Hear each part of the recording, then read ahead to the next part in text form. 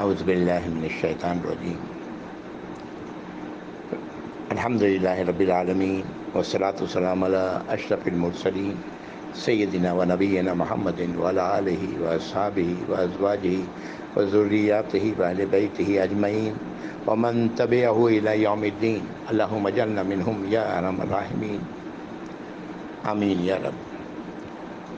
اعوذ باللہ من الشیطان الرجیم رب اشرح لی صدری ویسر لی امری واحلل عقدۃ من لسانی یفقہوا قولی آمین یا رب۔ السلام علیکم ورحمۃ اللہ وبرکاتہ۔ پچھلی نشست میں ہم لوگ آیت نمبر 49 تک آئے تھے، سورہ ہود آیت نمبر 49۔ در حقیقت نوح علیہ السلام کا واقعہ تو آیت نمبر 48 پر مکمل ہو گیا ہے، اور آیت نمبر 49 میں اللہ رب العزت فرماتے ہیں کہ وہ جو خبریں ہیں یہ سب خبریں غیب کی ہیں جو ہم نے وحی کی ہے آپ کی طرف اے نبی صلی اللہ علیہ وسلم۔ آپ تو نہ جانتے تھے ان باتوں کو، نہ آپ کے قوم کے لوگ اس سے پہلے، تو صبر سے کام لیں، بے شک انجام متقیوں کا ہی ہے جو اچھا ہے۔ یہ آیت نمبر 49 تھی۔ یہاں پر جو بات کہی گئی وہ یہ، جب نوح علیہ السلام کا یہ واقعہ لوگوں کو سنا رہے تھے تو لوگوں نے کہا کہ یہ آپ اپنی طرف سے گھڑ کے لے آئیں۔ تو اللہ تعالیٰ فرماتے ہیں یہ غیب کی خبریں ہیں، غیب سے مراد ان نون تھیں آپ کے لیے اور آپ کے قوم کے لیے، اور اللہ تعالیٰ ہی ان وحی کے ذریعے اس کی اطلاع دے رہے ہیں، اور جو حالات ہیں ان پر صبر سے کام لیں، اور انجام تو متقیوں کا ہی ہے جو اچھا ہے، ان لوگوں کا جو اللہ کی سزا سے، اللہ کی ناراضگی سے اور جہنم سے اپنے آپ کو بچانے والے ہیں۔ یہ آج بھی ایسے لوگ ہیں جو نبی کریم صلی اللہ علیہ وسلم کو حاضر و ناظر جانتے ہیں۔ دلیل کے طور پر سورہ فیل کی آیت پڑھ کے سناتے ہوئے یہ بات کہتے ہوئے یہ بات کہ سورہ فیل الم تر اعوذ باللہ من الشیطان الم تر کیف فعل ربک باصحاب الفیل، کیا آپ نے نہیں دیکھا کہ لوگوں اللہ نے اصحاب فیل کے ساتھ کیا کیا، ہاتھی والوں کے ساتھ کیا کیا؟ اور اس کے بعد یہ فرماتے ہوئے سنا گیا کہ اس وقت تو آپ پیدا بھی نہیں ہوئے تھے۔ تو اس کا کیا مطلب ہے؟ اس کا مطلب یہ ہے کہ آپ دیکھ رہے تھے یہ سب کچھ، آپ اس وقت بھی موجود تھے۔ نعوذ باللہ۔ اللہ تعالیٰ نے قرآن میں جگہ جگہ اس معاملے کو درست کیا ہے، یہاں پر بھی وہ معاملہ ہے کہ یہ تو خبریں غیب کی ہیں، آپ لا علم تھے ان چیزوں سے، ہم نے وحی کی آپ کی طرف۔ نوح علیہ السلام کے واقعات میں ایمان والوں کے لیے بہت کچھ ہے، کافی سبق ہے، اور اللہ تعالیٰ جو باتیں اللہ تعالیٰ جن باتوں سے بیان کر رہے ہیں ان سے ہم ایمان والوں کو بچنا چاہیے۔ آیت نمبر 50 سے لے کے 60 تک 10 آیات یہ ہود علیہ السلام کے حوالے سے ہیں، قوم عاد۔ ہم لوگ پہلے سورۃ الاعراف میں پڑھ چکے ہیں ان کے واقعات، یہاں پر مزید ہے۔ قوم عاد رب الخالی جزیرہ نما عرب میں بڑا ریگستان ہے، اس کے کنارے پر احقاف کی آبادی تھی، وہاں یہ قوم عاد آباد تھی۔ ان میں اللہ نے ہود علیہ السلام کو رسول بنا کے بھیجا۔ آئیے آیات دیکھتے ہیں۔ اعوذ باللہ من الشیطان الرجیم۔ وَإِلَىٰ عَادٍ أَخَاهُمْ هُودًا، اور عاد کی طرف ان کے بھائی ہود علیہ السلام، یعنی ان کے بھائی انہی کے قوم کے ایک شخص ہود علیہ السلام کو اللہ نے رسول بنایا۔ قَالَ يَا قَوْمِ اعْبُدُوا اللَّهَ مَا لَكُم مِّنْ إِلَٰهٍ غَيْرُهُ، انہوں نے اپنے فرمایا کہ اے میرے قوم کے لوگو، اللہ کی ہی عبادت کرو، اللہ کی ہی غلامی کرو، اللہ کی ہی اطاعت و فرمانبرداری کرو، اللہ کی سے ہی ڈرو، اللہ سے ہی امیدیں وابستہ کرو، تمہارے لیے اللہ کے سوا اور کوئی الہ نہیں۔ ان انتم الا مفترون، مگر تم لوگ ہو کہ اپنی طرف سے چیزیں گھڑ لی ہیں، دوسرے الہ بنا لیے ہیں، دوسرا کوئی الہ نہیں، صرف اور صرف اللہ ہی الہ ہے۔ آیت نمبر 51، یا قومی لا اسألکم علیہ اجرا، اے میرے قوم کے لوگوں، میں تم سے کسی اجر کا، مزدوری کا سوال نہیں کر رہا ہوں۔ ان اجر الا علی الذی فطرنی، میرا اجر تو اس پر ہے جس نے مجھے پیدا کیا ہے۔ افلا تعقلون، کیا تم لوگ عقل سے کام نہیں لیتے، سوچ سمجھ سے کام نہیں لیتے؟ اور کریں جو الفاظ یہ ہیں تقریباً ایسے ہی الفاظ نوح علیہ السلام نے بھی اپنے قوم سے کہے تھے۔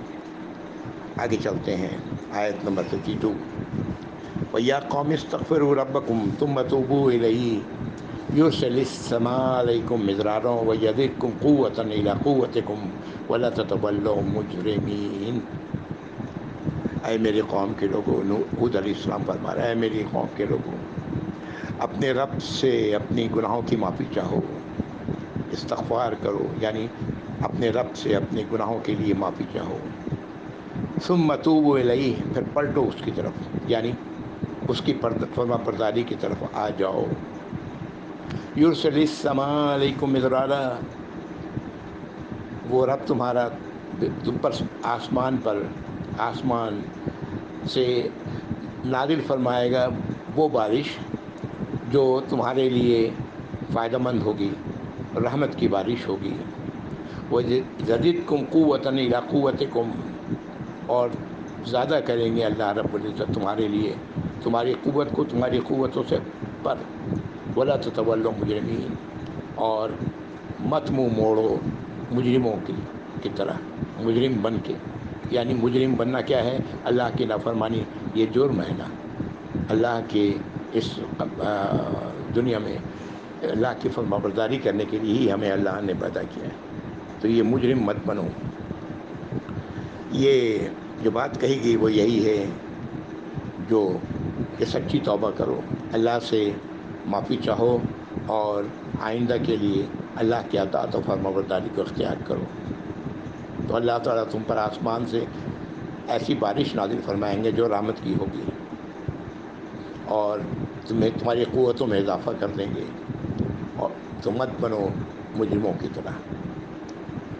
یہ حدیث بھی ہے، استغفار یعنی اللہ سے معافی چاہنا۔ آپ نے ایک موقع فرمایا ہے کہ جو شخص استغفار کو لازم کر لے، یعنی اللہ سے اپنی خطاؤں کی معافی بار بار مانگتا رہے، بار بار اللہ سے اپنی خطاؤں کی معافی کے لیے دعا کرتا رہے، تو اللہ اسے ہر مشکل سے نجات دیتے ہیں، ہر تنگی سے کشادگی عطا فرماتے ہیں، اور روزی اسے وہاں سے پہنچتی ہے کہ جو اس کے خواب و خیال میں بھی نہیں ہوتا۔ اگلی آیت، آیت نمبر 53، ان کے اس دعوت کے پر ان کی قوم کے سرداروں نے، جو سردار تھے، اور ظاہر ہے وہی لوگ ہی ہوتے ہیں جو اعتراض کرتے ہیں، جو لوگ با اختیار ہوتے ہیں وہی لوگ ہیں۔ بہرحال یہاں پر جو آیت کہہ رہی ہے وہ یہ ہے، آیت نمبر 53، قالوا یا ہود ما جئتنا ببینۃ وما نحن بتارکی آلہتنا عن قولک وما نحن لک بمؤمنین۔ کہا ان کی قوم نے کہ اے ہود، جو تم لے کے آئے ہو دلیل، تو اس کی بنیاد پر ہم چھوڑنے والے نہیں اپنے الہوں کو تمہاری بات پر، اور نہ ہم تمہاری باتوں کو ماننے والے ہیں۔ ان نقول الا تراک بعض آلہتنا بسوء، بلکہ ہم لوگ تو یہ کہتے ہیں، ہم لوگ یہ سمجھتے ہیں کہ تم پر ہمارے بعض الہوں کی طرف سے برائی پہنچی ہے، یعنی ان کی برائی، ہمارے الہوں کی برائی تم پر پہنچی ہے۔ عربی میں ہندی میں ایک لفظ شراپ استعمال کرتے ہیں، بہت استعمال کرتے ہیں، دیوتا کا یا بھگوان کا یا کسی اور کا شراپ لگ گیا، یعنی برائی لگ گئی۔ یہ تقریباً وہی بات ہے جو ان کے قوم کے لوگ انہیں کہہ رہے ہیں کہ تم پر ہمارے کسی الہ کی طرف سے برائی پہنچی ہے کہ تم اس طرح کی باتیں کر رہے ہو۔ قال انی اشہد اللہ واشہد انی بریء مما تشرکون، جواب میں ہود علیہ السلام کہتے ہیں کہ بے شک میں تو اللہ کو گواہ بناتا ہوں اور تم لوگ گواہ ہو کہ میں بری ہوں، میں بے تعلق اور بیزار ہوں ان سے جن کو تم شریک بنا رہے ہو اللہ کا، یعنی الہ بنا کر، من دون ہی اس کے علاوہ یعنی اللہ کے علاوہ، فَيَكِيدُونِ جَمِيعًا ثُمَّ لَا تُنظِرُونَ، تو جو بھی تم نے چال چلنی ہے، جو کچھ بھی تم نے کرنا ہے، جو بھی تدبیر اختیار کرنی ہے، تم سب مل کے کر لو میرے خلاف، اور مجھے ذرا بھی مہلت مت دو۔ آیت نمبر 55، آیت نمبر 56، انی توکلت علی اللہ ربی و ربکم، انی توکلت علی اللہ ربی و ربکم، بے شک ہم نے تو توکل کیا ہے اللہ پر جو میرا رب ہے اور تم سب کا رب ہے۔ بڑا معنی خیز جملہ ہے یہ۔ رب اس کو کہتے ہیں جو پال پوس کر بڑا کرتا ہے۔ آج جس حالت میں تم ہو، تمہارے رب نے تمہیں پال پوس کر بڑا کیا ہے، اور وہ یہ بات تسلیم کرتے تھے، بحیثیت رب اللہ کو مانتے تھے۔ تو میں نے تو اسی پر توکل کیا ہے جو میرا رب ہے، جس نے مجھے پال پوس کر اتنا بڑا کیا اور جو کچھ مجھے عطا کیا، اور تمہارا رب وہی تمہارا رب بھی ہے۔ ما من دابۃ الا هو آخذ بناصیتها، اور کوئی بھی جاندار ایسا نہیں جس کو اللہ نے اس کی پیشانی سے پکڑ نہ رکھا ہو۔ یہ جو پیشانی کے اوپر کا بال ہے، یہ اگر آپ پکڑ لیں کسی کا تو بندہ قابو میں آ جاتا ہے۔ تو اللہ فرما رہے ہیں کہ تمام کے تمام جاندار کی یہ پیشانی کا یہ حصہ ہے، اللہ کے نے پکڑ رکھا ہے، اللہ کے قبض قدرت میں ہے۔ ان ربی علی صراط مستقیم، بے شک میرا رب سیدھے راستے پر ہے، وہی راستہ ہے جو سیدھا ہے، وہی میرے رب کا راستہ ہے۔ یہ پیشانی سے پکڑنا بڑی خوبصورت بات یاد آ گئی مجھے۔ میرے دادا، میں کہیں اور ہوتا تھا، مجھ سے ملنے آیا کرتے تھے، اور جب وہ میرے بال بڑے دیکھتے تو میرے پیشانی سے یوں پکڑ لیتے اور کہتے کہ اگر تم کسی نے ایسے پکڑ لیا تو تم کیا کرو گے، چلو میرے ساتھ۔ پھر وہ میرے بال چھوٹے چھوٹے کرا کے لاتے۔ یہ پیشانی سے پکڑ، اللہ تعالیٰ یہ ہود علیہ السلام یہی فرما رہے ہیں اپنے قوم سے کہ تم بچ نہیں سکتے اللہ سے، تم سب اللہ کے قبضے قدرت میں ہو، اور میرا رب تو صراط مستقیم پر ہے۔ نوح علیہ السلام نے ساری بات تو کہی دی، جب سب کچھ اللہ ہی کے قبضے قدرت میں ہے تو دوسرا کون ہے جو نفع اور نقصان پہنچا سکتا ہے؟ تو اسی کی اطاعت کرو، اسی کی فرما برداری کرو۔ اگلی آیت 57، فَإِن تَوَلَّوْا فَقَدْ أَبْلَغْتُكُم مَّا أُرْسِلْتُ بِهِ إِلَيْكُمْ، فرماتے ہیں ہود علیہ السلام کہ اگر تم منہ موڑو گے تو میں نے تو پہنچا دیا ہے تم تک، تم لوگوں تک جو مجھے پیغام دیا گیا تھا تمہارے لیے، وہ تو میں نے تمہیں پہنچا دیا ہے، یعنی رسالت کا جو پیغام تھا وہ تو میں نے پہنچا دیا تم۔ وَيَسْتَخْلِفُ رَبِّي قَوْمًا غَيْرَكُمْ، اللہ میرا رب تمہارے بعد، تمہارے پیچھے ایسے لوگوں کو لے آئے گا جو تم میں سے نہ ہوں گے، یعنی اللہ تعالیٰ ایسے لوگوں کو لے آئیں گے جو اللہ کی فرما برداری کریں گے اور تمہیں لے کے چلے جائیں گے۔ یہ قرآن میں بہت جگہوں پر یہ بات کہی گئی ہے۔ یہ سب باتیں ہمارے اپنے لیے بھی ہیں، ہمیں اپنے آپ کو سامنے رکھ کے ان تمام باتوں کو دیکھنا چاہیے۔ الحمدللہ یہ عمومی طور پر تو کہہ سکتے ہیں ایمان والے ہرگز شرک نہیں کرتے، لیکن کتنے ہی لوگ ہیں لا الہ الا اللہ محمد رسول اللہ کہتے ہیں، اور کتنے ہی دوسروں کو انہوں نے اپنا الہ بنایا ہوا ہے، کہیں داتا ہے، کہیں کچھ ہے، کہیں پیر ہے، کہیں پتہ نہیں کیا کچھ ہے۔ اللہ تعالیٰ ان سب کو ہدایت عطا فرمائے۔ تو اللہ تعالیٰ فرما رہے ہیں کہ تمہاری جگہ تو دوسروں کو لے آئیں گے۔ وَلَا تَضُرُّونَهُ شَيْئًا، اور تم اللہ کا کچھ بھی نقصان نہ پہنچا سکو گے۔ إِنَّ رَبِّي عَلَى كُلِّ شَيْءٍ حَفِيظٌ، بے شک میرا رب تو ہر شے کا نگہبان ہے، حفیظ ہے، حفاظت کرنے والا ہے ہر شے کا۔ ولما جاء امرنا نجینا هودا والذین آمنوا، اور جب آ گیا میرا حکم تو ہم نے بچا لیا ہود علیہ السلام کو اور ان لوگوں کو جنہوں نے ان کے ایمان لایا تھا. آمنوا معه برحمت منا، ان کے ساتھ جو لوگ ایمان لائے تھے ان کو اپنی رحمت سے میں نے بچا لیا. نجیناہ من عذاب غلیظ، اور ہم نے ان کو بچا لیا بہت ہی موٹے عذاب سے، بڑا خطرناک عذاب تھا، اس سے ہم نے انہیں بچا لیا. اس قوم پر تیز آندھی آئی تھی، 8 راتیں 7 دن یا ایسے کچھ ہے، بہت تیز آندھی آئی تھی. اللہ ہم فرما رہے ہیں کہ ہم نے ہود علیہ السلام کو، ایمان والوں کو بچا لیا. اللہ نے ایمان والوں کو بچانے کی ذمہ داری اپنے اوپر لی. شرط یہ ہے کہ ہمارا ایمان درست ہو، وہی ہو جو آیات 2 سے 5 سورۃ البقرہ، جس کا میں بار بار حوالہ دیتا ہوں. وَتِلْكَ عَادٌ جَحَدُوا بِآيَاتِ رَبِّهِمْ وَعَصَوْا رُسُلَهُ وَاتَّبَعُوا أَمْرَ كُلِّ جَبَّارٍ عَنِيدٍ، اور وہ عاد کی قوم تھی جنہوں نے انکار کیا اپنے رب کی آیات کا، اپنے رب کی ہدایات کا، اپنے رب کی نصیحتوں کا، اور نافرمانی کی اپنے رسول کی، اور پیروی کی ان لوگوں کی کہی باتوں کی جو جابر تھے اور نافرمان تھے. ان کی جبار اور عنید، سرکش اور نافرمان لوگ تھے، ان کی تابع داری کی.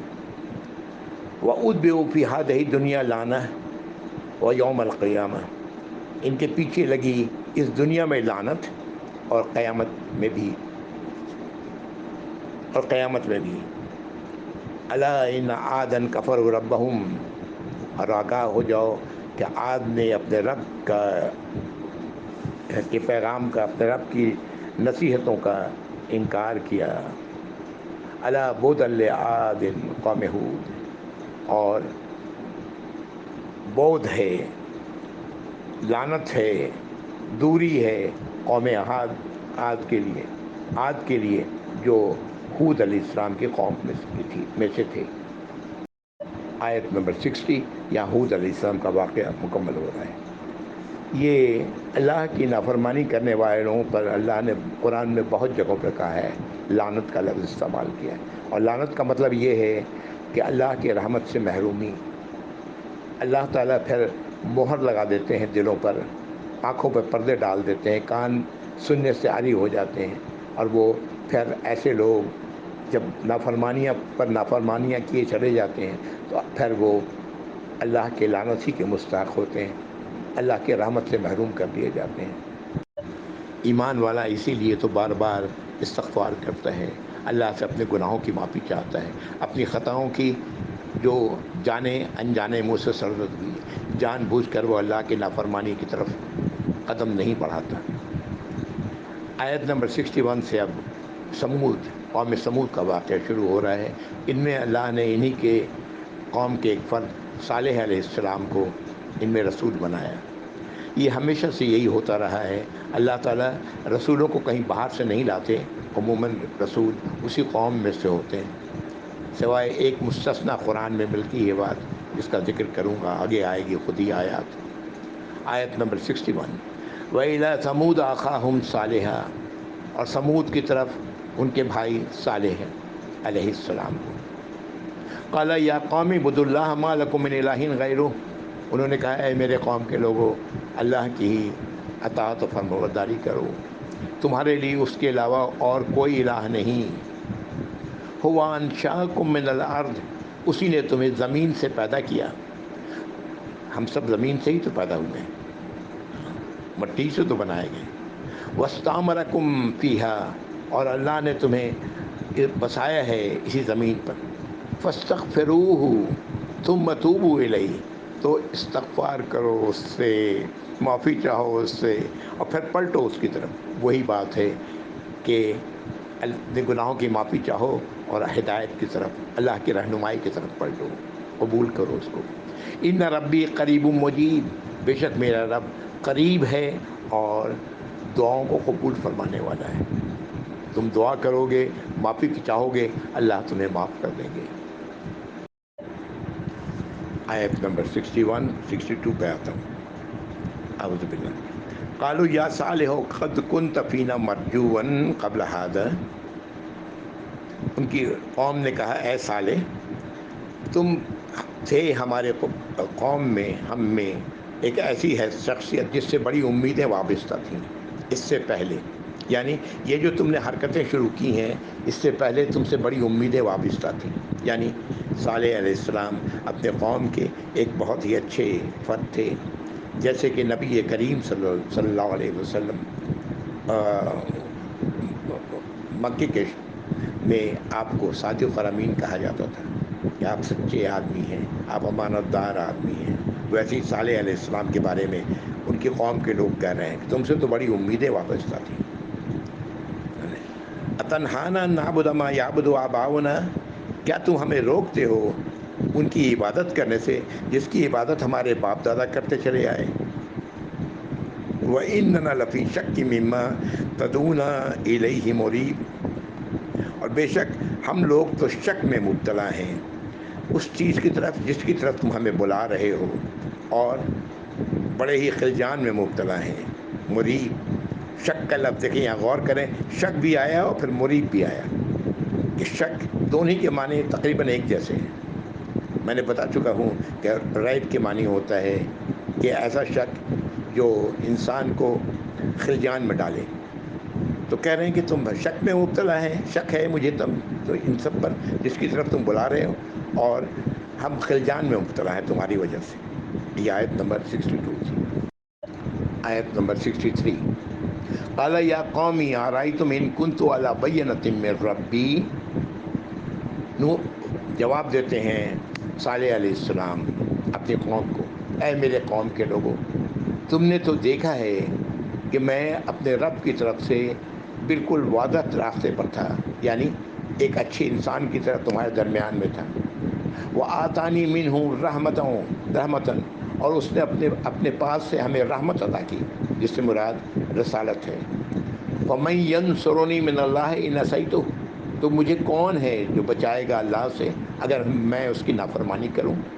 وَمَا تَزِيدُونَنِي إِلَّا غَيْرَ تَقْصِيرٍ، اور تم لوگ نہیں زیادہ کرنا چاہتے مگر نقصان میں ہی زیادتی، یعنی تم جو راستہ بتا رہے ہو، جو کچھ کرنے کے لیے مجھے کہہ رہے ہو، وہ میری خسارے میں، میرے نقصان میں ہی اضافہ کرے گا۔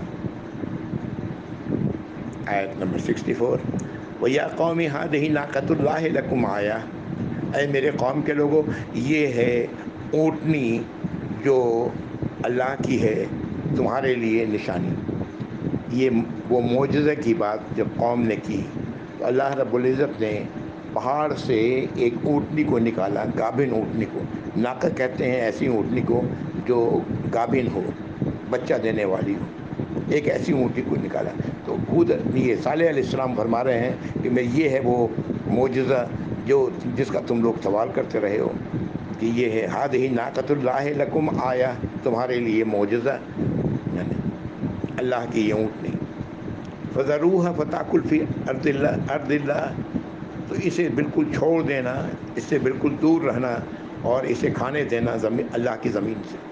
ولا تمسوها بسوء، اور اس کو چھونا بھی نہیں، ہاتھ بھی نہیں لگانا کسی برائی کی نیت سے۔ فیاخذکم عذاب قریب، تو پھر قریب ہی تمہیں کوئی عذاب پکڑ لے گا۔ کوئی عذاب ہوتا یہی ہے، جب رسول سے معجزہ مانگا گیا، جب بھی انبیاء اور رسولوں کے واقعات میں ملے گا، جب ان سے معجزہ کے سوال کیا گیا اور جب معجزہ ان کو عطا کر دیا گیا، اس کے بعد قوم نے جب نہیں مانا تو پھر قوم کو پر عذاب آیا۔ تو اللہ اسی کی سے خوف دلا رہے ہیں صالح علیہ السلام کہ اگر تم نے اس کو برائی سے اس پر ہاتھ بھی لگایا تو تمہیں عذاب پکڑ لے گا جو بہت ہی قریب ہے، بہت ہی۔ آیت نمبر 65، قوم نے کیا کیا؟ فَعَقَرُوهَا فَقَالَ تَمَتَّعُوا فِي دَارِكُمْ ثَلَاثَةَ أَيَّامٍ ذَلِكَ وَعْدٌ غَيْرُ مَكْذُوبٍ، ان لوگوں نے یہ کیا، ان میں سے چند بدماشوں نے، اس کا ذکر دوسری جگہوں پر ہے، بہرحال جو اس اونٹنی کے پیر کاٹ دیے، اس لیے کہ اس اونٹنی کو کہہ دیا گیا تھا کہ جہاں بھی کھانا چاہے ان کے کھیتوں میں گھس جاتی، وہاں جا کے ان کے فصل کو کھانا شروع کر دیتی۔ تو ان لوگوں نے اس کے پیر کو کاٹ دیا۔ تو اس پر صالح علیہ السلام نے انہیں کہا کہ اپنے گھروں میں عیش کر لو 3 دن، اور یہ وعدہ ہے جو جھوٹا نہیں ہے، سچا وعدہ ہے۔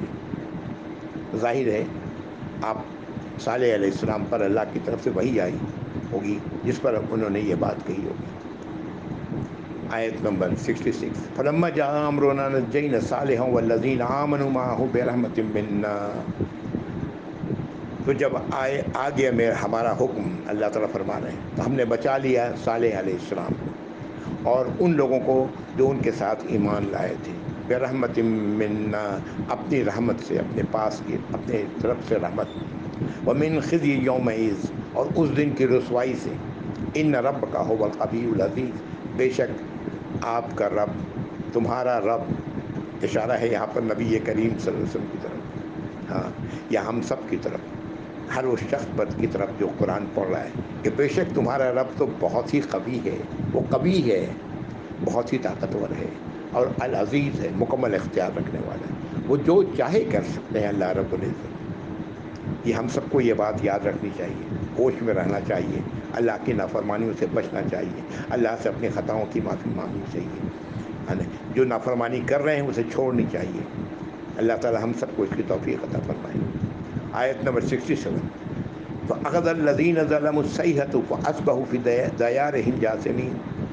تو پکڑا ان ظالموں کو ایک چیخ نے، یہ غالباً زلزلہ اور بہت گرج کے ساتھ، بہت ہی آواز کے ساتھ زلزلہ تھا، ایک چیخ نے پکڑا، اور وہ لوگ ہو گئے اپنے گھروں میں اوندھے پڑے ہوئے، بے جان اوندھے پڑے ہوئے، اپنے گھروں میں اوندھے پڑے ہوئے، اسی حالت میں ان کی موت واقع ہو گئی۔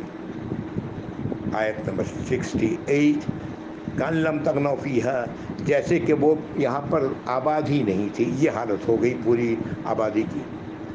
أَلَا إِنَّ ثَمُودَ كَفَرُوا رَبَّهُمْ، آگاہ ہو جاؤ کہ سمود نے اپنے رب کی نافرمانی کی۔